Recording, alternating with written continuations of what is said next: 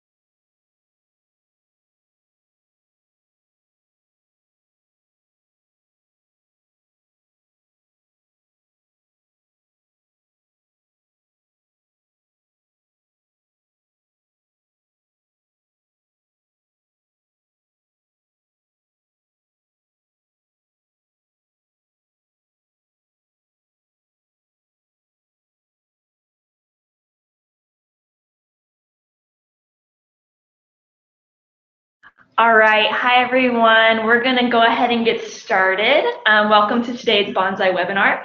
My name is Corinne Stratton, and I am the head of marketing at Banzai. Before I hand this over to Joe, I want to go over just a few housekeeping items. Let's see here. There we go. Hello. Like I said, I'm Corinne. Joe is going to be our presenter today. I'm very excited. Just some webinar details. Feel free to ask questions throughout the webinar. You can use the Q&A feature that's part of your dashboard with GoToWebinar. We'll try to answer them during the conversation. If not, we'll definitely answer them at the end of today's webinar. So feel free to add those. And this webinar will also be recorded and shared after today's event. So you'll see it online, and I'll also make sure to send an email to everybody with the link. Now I'm really excited to introduce you to Joe Davy. He is the CEO at Banzai. Joe has led the Banzai team for the past 3 years. He is a veteran startup leader and was formerly the GM of Avalara, and he's the co-founder and CEO of Evo App. So Joe, thanks for leading today's conversation. I'll hand it over to you. Thanks, Corinne. Let's see if we can, I bet we can figure out how to work PowerPoint here. So thanks everybody for joining today. We're going to talk a little bit about event marketing today, but before we dive into that, I want to talk a little bit about marketing's role in the revenue generation puzzle. And this is really important because this has evolved in the past few years, and I think this sets the stage for the conversation about event marketing. So what's interesting about the evolution of this role is that everybody in marketing is familiar with the funnel, right? So you have, your cold leads at the top, you have warm leads in the middle, and you have, customers or closed won ops down at the bottom. And everybody, thinks about their funnel a little bit differently, but pretty much every, sales and marketing organization tracks something like that. What we're seeing, and the trend that we're seeing companies moving towards today is, A, where marketing is partnering much more closely with sales, but B, where companies are starting to think much more holistically about the role of marketing in that full brand experience lifecycle. So, companies starting with strangers, are trying to figure out how do we brand, how do we message, what does our website look like? Marketing owns that. Then, how do we do demand gen to drive prospects?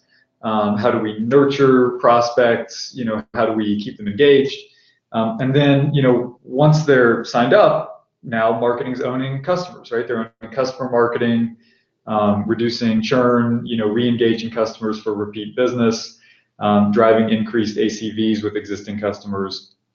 And even a lot of marketing teams today are owning what HubSpot calls promoters, what I kind of think of as like partners, but basically that ecosystem of companies that that you're working with to drive additional new people into your kind of marketing funnel. And so what's really interesting about this model is that, if you kind of drop one piece of it, it hurts the rest of the model. The great thing about event marketing, and kind of the tie-in for today, is how event marketing can support that flywheel. So where does event marketing fit in? On a standard marketing strategy, like most companies have a couple of kind of key tools that they're using to drive leads. They have content, so you have like your SEO strategy, your website, blog posts, things like that.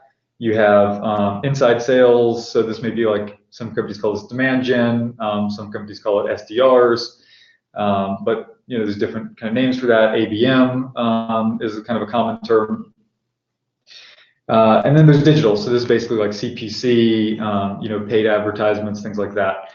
And event marketing, historically has kind of worked with these groups, but hasn't. Most companies have not had event marketing living as a kind of first-class program. So in other words, it might live within another group, like it might live inside your PR group or inside communications, or it might be part of your ABM group, but it's not its own full-fledged part of your strategy. Usually it's under somebody's budget. Our vision for this, and what we're seeing companies moving towards, is a strategy now where event marketing is a first-class core marketing program, and there's a lot of reasons I think that this is important, and I think it's worth doing. But the biggest question you're probably going to ask is like, why should we care, right? Why should event marketing be that important to our strategy, right? We're probably doing okay as it is. So I guess to get into that, like first, I just want everybody to think for a minute about why humans connect in the first place, right? There is something very primal about human connection, right? So we are fundamentally social animals, and I think for hundreds of thousands of years, humans have found ways to get together to in social settings to share stories, to build relationships, to figure out who they can trust. All of that is part of that social interaction that's very fundamental to to our nature, to our human nature. I mean, it's in our DNA to connect. Event marketing is an extension of that, doing that at a corporate level, essentially to create those environments, create your own campfires for social interaction that help you build relationships between your brand and your customers, your prospects, your warm leads, your partners, through in-person events and virtual experiences like this. Both can be a great way of doing that. But again, it's all about that fundamental human desire to form relationships and ultimately decide who we can trust, who should we build a relationship with, who do we want to work with, who do we want to communicate, collaborate with.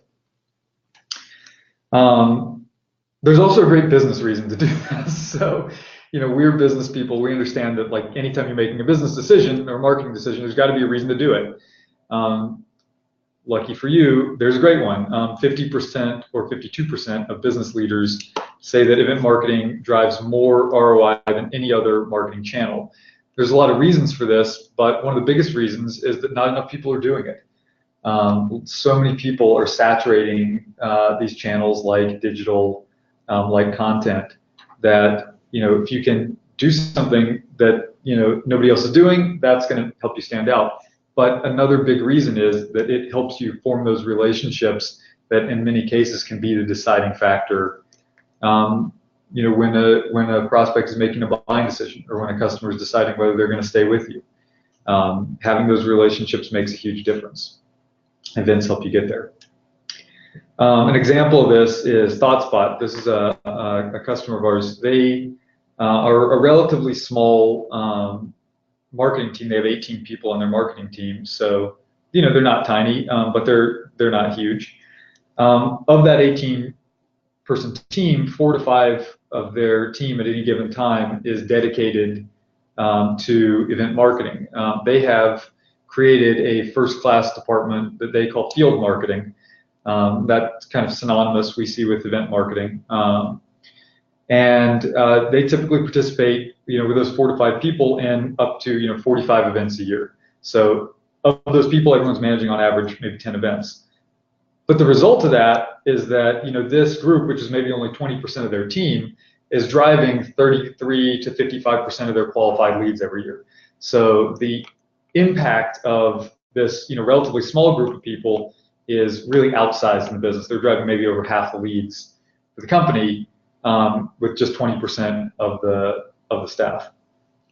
So I think the results there really speak for themselves. Another great benefit of this is just simply to strengthen the human connection. So, our head of sales at Banzai, always jokes that leads are people too, right? I mean, it's something that everybody knows, obviously, but it's kind of that uncommon common sense in marketing, right? There are so many tools, so many databases, conversion funnels and forms and all this stuff that really we forget often that there's actually a human behind that form submit. There's actually a human behind that MQL or that SQL. So events are a great way of bringing that human connection back into the lead generation, nurture, or customer marketing process. But they're also great, because they allow your prospects to realize that you're people on the other side of the form too. So it's a two-way street, really. A great example of this, of human connection, is another customer of ours, ServiceNow. You're probably familiar, most people on the phone are probably familiar with ServiceNow because they've been extremely successful. And again, this is a core part of their marketing strategy. But they do over 250 events a year, again with a relatively small team. Not much larger. Not much larger than 4 to 5 people. And what they've been able to do is really focus on targeted groups, right? So we want to build targeted connections with personas that look like this, that are in this industry, that are in this size segment, that are this seniority level, building, content that's relevant for them, building relationships with those people, between those people and the right people at ServiceNow. And they're also, one thing they've been really successful at is taking this event channel and actually turning it into long-term follow-up, right? So long-term engagement, using this as a way to build out their contact database, using this as a touch point in an engagement strategy. So they've been really effective by doing that. Obviously, they've become a very large, successful company in large part by doing this. And going back to the flywheel, I think those 3 kind of key elements of the flywheel, basically are, again, attract. So trying to identify and target the right people, engage, building those relationships, nurturing those relationships, and delight, right? And this, is, I think, maybe the thing that most companies struggle with in doing events. But it really comes down to creating, great content and great conversations that actually add value and advance the industry conversation. I think if there's any piece that you're thinking about, creating an event program or expanding your event program and thinking about investing in, my suggestion typically would be, start there, right? If you have great content, if you have great conversations, if you're driving great interactions at your events, you will typically see, great results. If you don't do that, if your events are, 4 hours long, or if they're one-way, one-way communication only, or if it's irrelevant content, or if you're trying to mix too many personas in the room, like you will just see, people won't be as engaged, right? You just feel like you're talking at them. So I would say start there. Hopefully you guys feel like we're doing that today. So, and again, the other big thing that events can do for you is to help you build trust in your brand. Again, like one of the fundamental human needs or the human reasons, for socializing is to figure out who you can trust. That same thing applies to business relationships, right? Building on your brand's reputation, like you can deliver, great learning content, rope in your customers or partners as keynotes, bring in partners that have, add-on solutions, that give you a way of saying like, here's, a way to expand your use of our product, or here's a way to, work more deeply, with our product. Like introducing those things in an educational way is extremely valuable for building your brand's reputation. It's just like, we are trustworthy, we know what we're talking about, we know what we're doing, we're experts. The other big aspect of this here is building that community, right? So having people that, all work with you or all know you or all, already trust you in a room together, makes them feel like they're part of a shared experience, which is extremely valuable. And ultimately, like that gives you social proof, right? You get an opportunity for your prospects or your customers to see, hey, I'm not the only person who signed up to work with these guys, or I'm not the only person that cares about this, right? This is a priority for other people, and now I'm in a room with them. I can see them physically. I can talk to them. I can ask them questions, build relationships with them, network with them. So, so it's a great way of building those relationships, between your customers, prospects, partners, not just with them.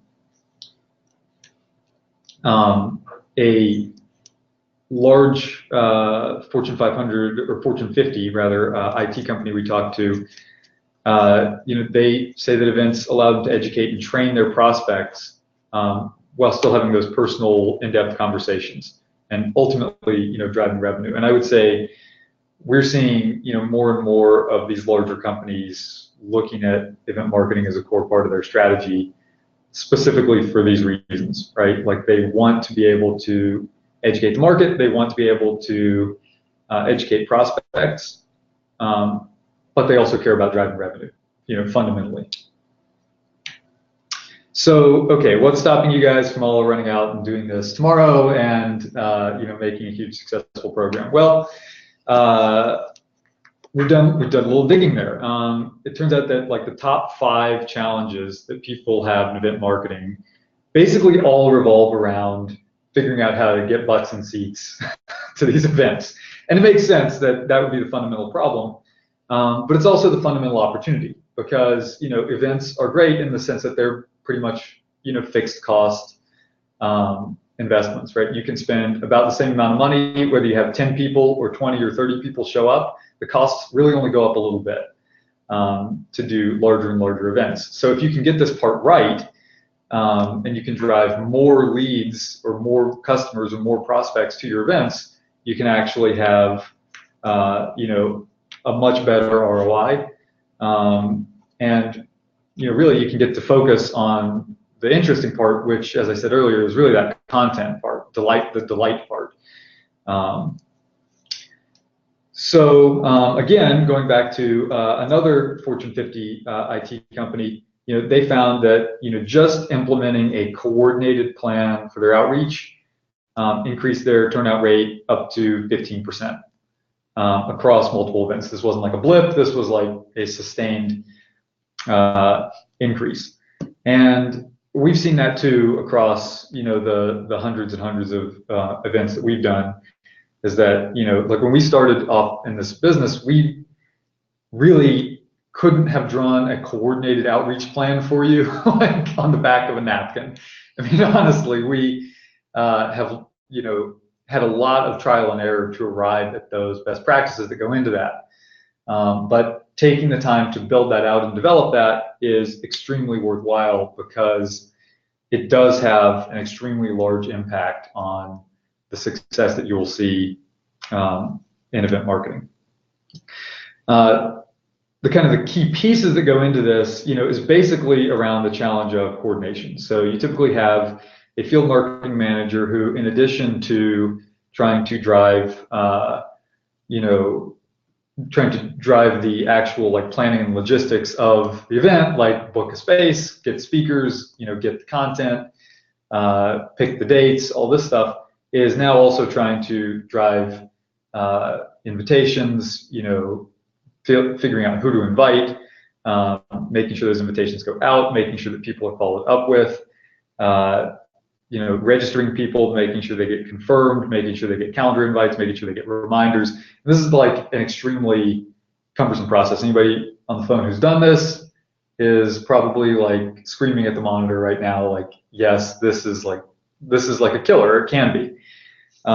So when we started Banzai, like our whole idea was, how can we help solve that problem? And so just going like a little bit back in my past, when I was at Avalara, my last company, it was about a 1,500 person company, and I ran a few different marketing teams there. And I remember one time we were trying to do an event like this, and my marketing leader went off to meet with all the different people in the company that he needed to work with in order to get this thing done. He was meeting with like marketing operations and whoever ran, our data and our inside sales team, and trying to get email templates set up and like get a registration page set up. And he came back from the meeting and he was like, "This was the worst meeting of my professional career. Like, this is going to be like impossible. Like, how are we even going to do this?" And I just, remember thinking at that time, like, God, this has got to be something that there's an easier way to do this, But the challenge is trying to bring all these pieces together in a very tight time frame, get them out the door, and then turn around to do it again with the next event, right, and keep it going. That's where people, I think, struggle to do this. So what we have done at Banzai, so like you knew that you were going to get like a shameless plug from me, so sorry in advance. But basically what we have built is a central platform that brings all the stuff together. So, the invitation, the list building, like figuring out the audience profile you want to target, doing the invitations, the registrations, the confirmations, reminders, calendar invites, doing this across multiple channels, phone, email, in calendar, tracking those responses. And so we have really focused on trying to build a product to solve that problem that I had when I was at Avalara, which is basically to try to automate the event marketing lifecycle. An example, one of our customers, Jana Linsenmeyer, who ran global field marketing at Nintex. Again, this was a first-class division in their marketing group. She's now, I think, a VP of field marketing at SAP. But she, after working with us for a while, came back and said, like, wow, our registration rate for these prospect events has gone from 20% to 60% after using Banzai. And it's not that there's any magic to what we're doing, right? It's that we're putting all this stuff in one box and making it, turnkey. So it's, she doesn't have to think about it anymore. And she was able to focus on the content and kind of the really high value stuff where her expertise, strategy could, really shine. And ultimately, the combination of those two things dramatically, increased the results that we're seeing. So if you have questions, please ask them. I think Corinne is going to be facilitating that. Yeah, if you do have any questions, feel free. I believe in the dashboard you can raise your hand, and I'll unmute you if you'd like to do that way, or put a question in the question box. Yep. And if you want to connect with us, a great way to do that. You can email me. There's my email address. I promise I will respond. You can also get with us online.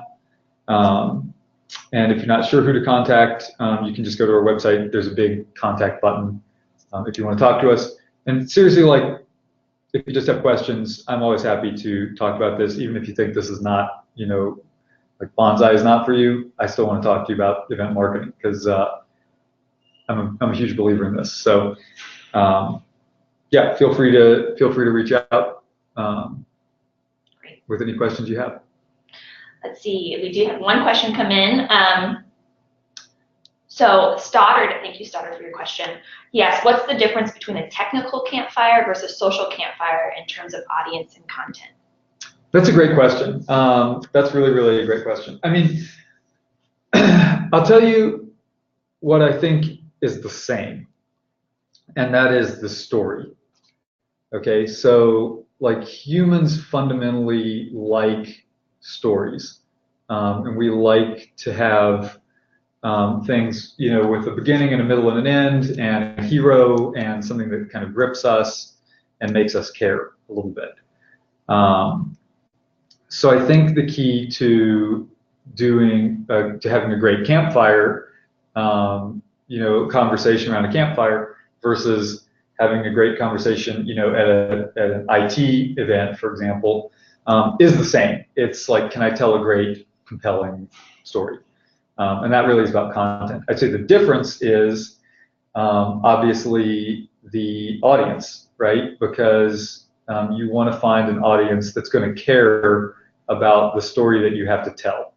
So the big mistake that we see companies make is they're not very focused on who's that audience they want to go after. They don't have like a specific audience in mind.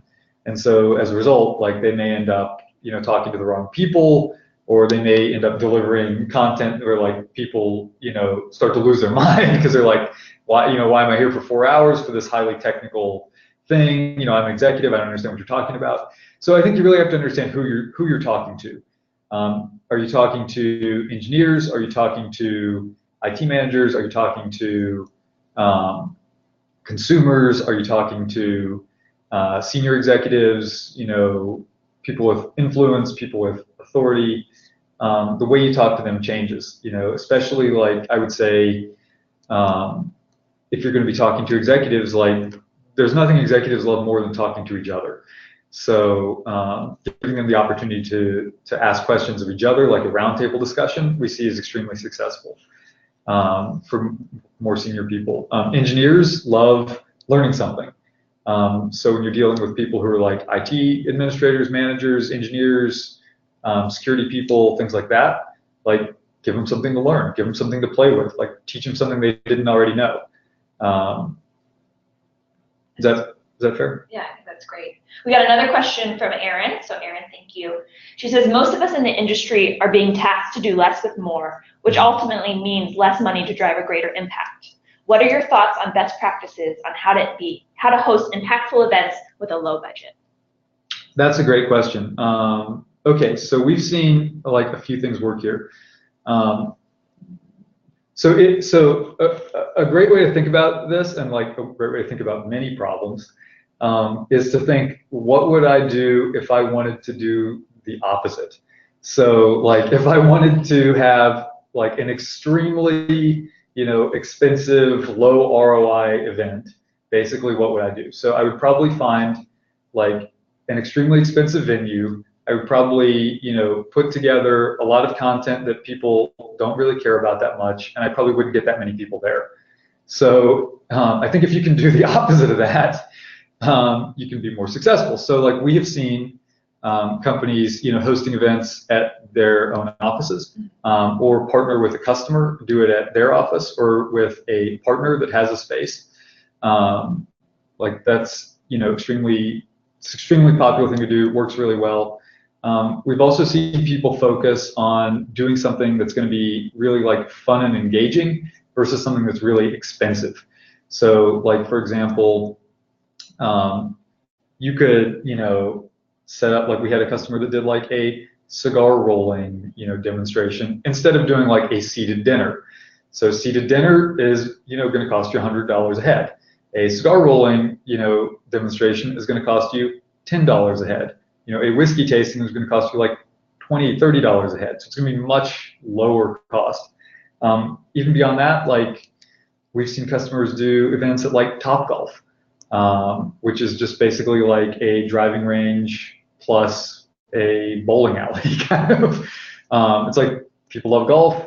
They have event space like already in there, so it's not that expensive per head. Like you can do food or appetizers or drinks like for relatively low cost. But ultimately, like the main thing is going to be, typically events are going to be like a fixed cost thing, right? You're going to have like, I've got a venue cost, I've got the cost of people's time to put this on. So if I'm saying like I'm going to spend $10,000 or $5,000 on an event, then the more people that I can get there, the lower that cost per lead is going to be. So we think that like driving incremental audience to that event is going to be really important. Also, finding other ways to monetize the content that comes out of that event. So like if you can record your speaker and publish that, put that online, send it out in an email newsletter, publish it on, YouTube or your website. Like that's a way that you can take that one-time expense and reuse it in other channels and get more bang for your buck. Awesome. Awesome. Well, we're about at our 30-minute mark. Thank you all for questions. Really appreciate it. Thank you for spending your morning with us. If you have any further questions, like Joe said, feel free to reach out to him, find us online. We'll follow up right away. And I will send the recording out later today or early tomorrow. Thanks, everybody. Thank nice talking with you. Seriously, please email me if you want to talk. Bye, everyone. Bye.